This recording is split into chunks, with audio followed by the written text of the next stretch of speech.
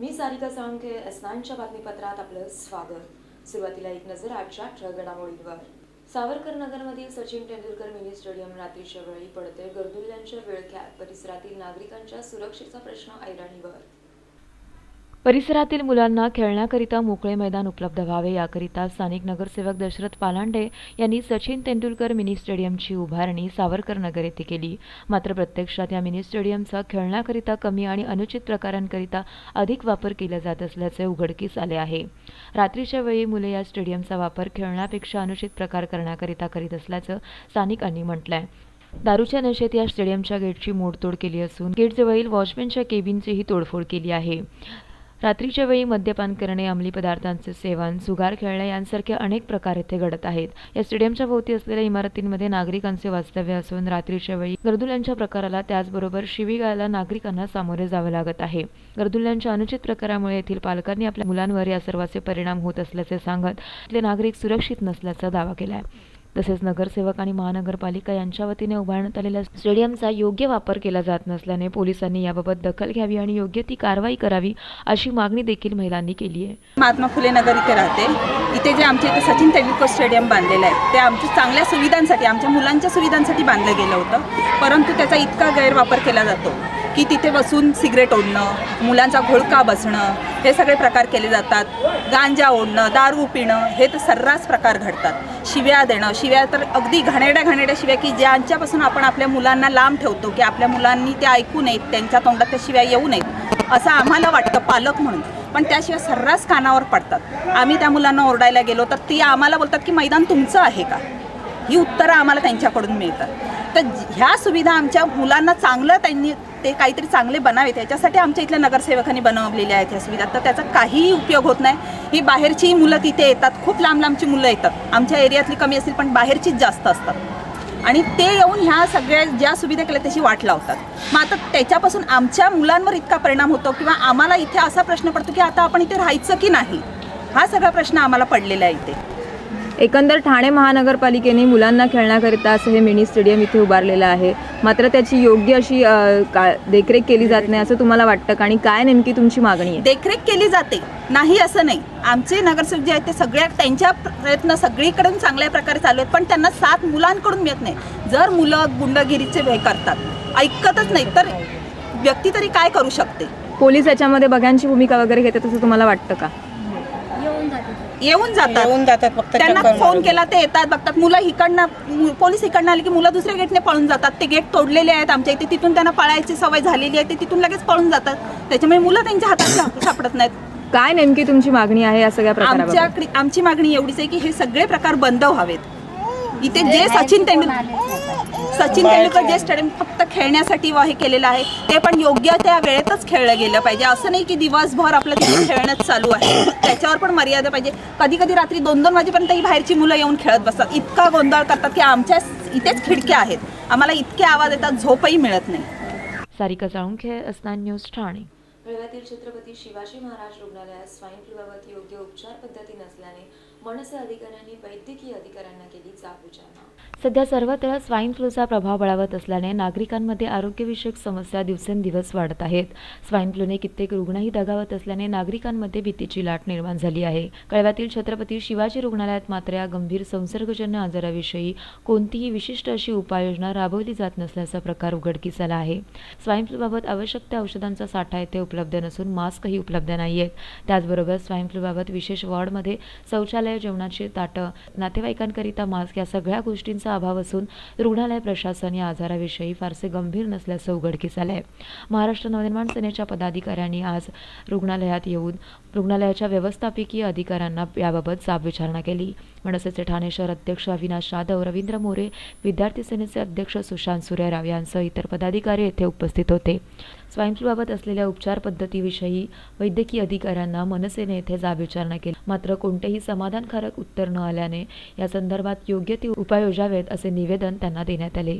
त्याचबरोबर योग्य ती उपाय योजले न गेल्यास तीव्र आंदोलनाचा इशाराही देण्यात आला आहे। मला स्वाईन फ्लूसाठी जिथे हॉस्पिटलला ॲडमिट केलेलं आहे आणि कुठल्याही प्रकारची सुविधा नाही आहे, म्हणून आम्ही आज इथे डीनला भेटायला आलो तर आम्हाला असं कळालं की हॉस्पिटलच मुळात या स्वाईन फ्लूच्या बाबतीत कुठेही हे नाही आहे, कुठल्याही स्टाफला मास्क दिले गेलेले नाही आहेत.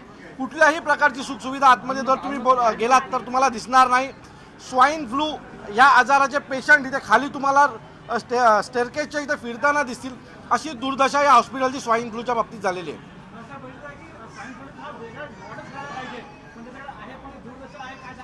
स्वाईन फ्लूच्या वॉर्डामध्ये जर तुम्ही गेलात तर वरनं छप्पर पडलेला आहे, बाथरूमला दरवाजे नाही आहेत, जेवणासाठी ताट नाही आहेत.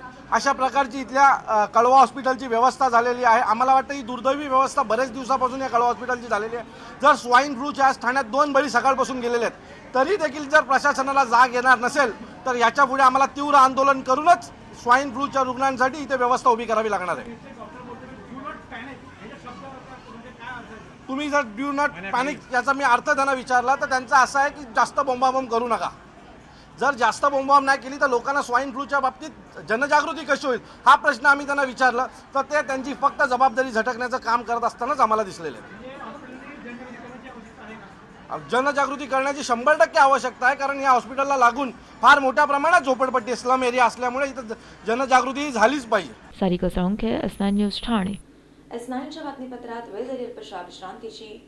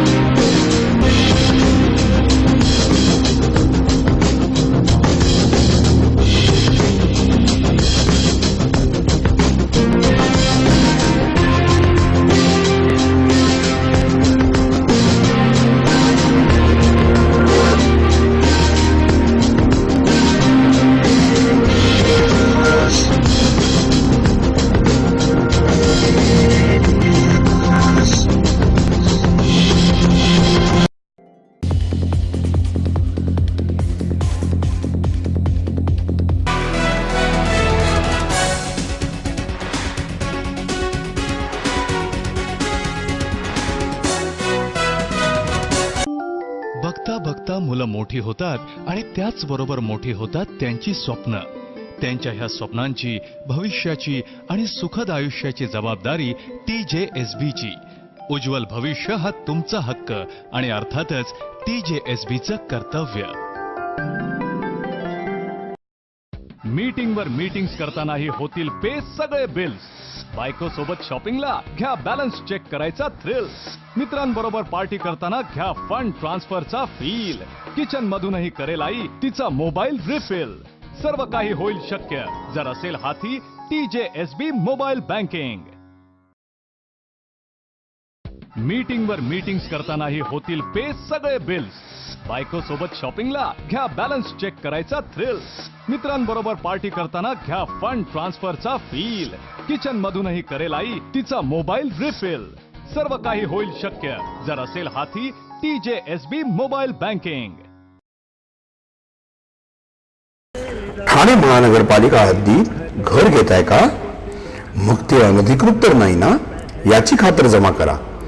अनधिकृत घर घेणं हा विकणाऱ्यासोबत विकत घेणारा देखील तितकाच दोषी असतो. तेव्हा घराची डोळस खरेदी करा. आपली कुठे फसवणूक तर होत नाही ना, यासाठी ठाणे महानगरपालिका मुख्यालयातील 4थ्या मजल्यावरील बांधकाम विभागात घराचा सर्वे नंबर, टिक्का नंबर याची खातर जमा करा. घराचं स्वप्न अवश्य करूया साकार, पण अनधिकृत घराचा नका करू कधीही विचार. अधिकृत घर म्हणजे उद्याची देखील निश्चिंती. अनधिकृत घराचे दार म्हणजे डोक्यावर कधीही तोडण्याची टांगती तलवार. जगणं तुमचं होऊ दे सुरेल गाणं, स्वच्छ सुंदर आणि अधिकृत घरांचं हसरं ठाणं.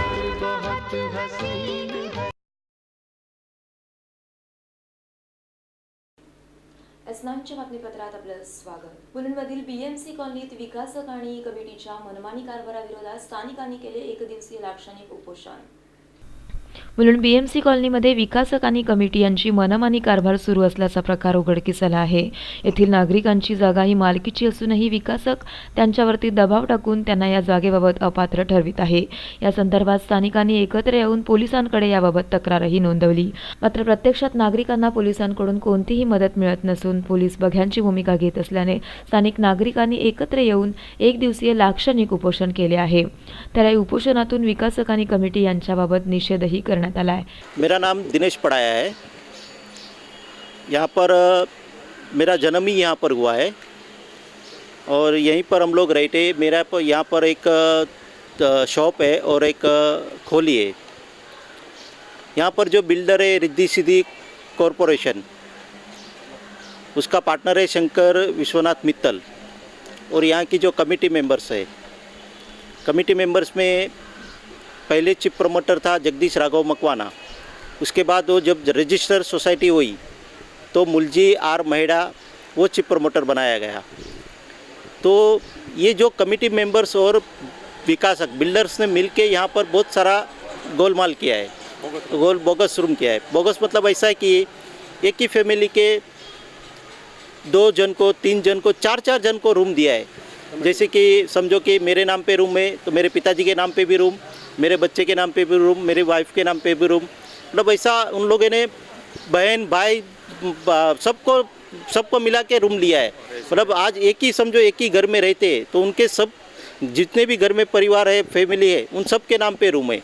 और वो सब हमने RTI के थ्रू एनेक्चर महाड़ा ने बनाया, महाड़ा ने एनेक्चर बनाया, वो एनेक्चर निकाला, उसमें सब दिखाया गया। यहाँ तक कि उनकी जो मतदार यादी है, मतदार यादी में एक ही खोली दिखाता है, एक ही खोली में सबका एक ही नाम दिखाता है। एक ही मतलब दिखता है कि भाई एक ही घर में रहते लेकिन फिर भी सबके अलग अलग रूप। और जो यहाँ पर रहते हैं, जैसे कि मैं यहाँ पर सालों से रहता हूँ, मेरा उन्होंने अपात्र किया है, मेरी खोली भी अपात्र की, मेरा रूम भी अपात्र किया है। यहाँ तक कि मुझे आज 22 महीना हो गया, मेरा घर डेमोलेशन कर दिया लेकिन मुझे भाड़ा नहीं दिया उन्होंने। मेरे साथ 4-5 जन को उन्होंने भाड़ा नहीं दिया जो मेरे साथ रहते।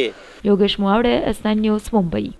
S9च्या बातमीपत्रात इथेच थांबू. तोपर्यंत नमस्कार.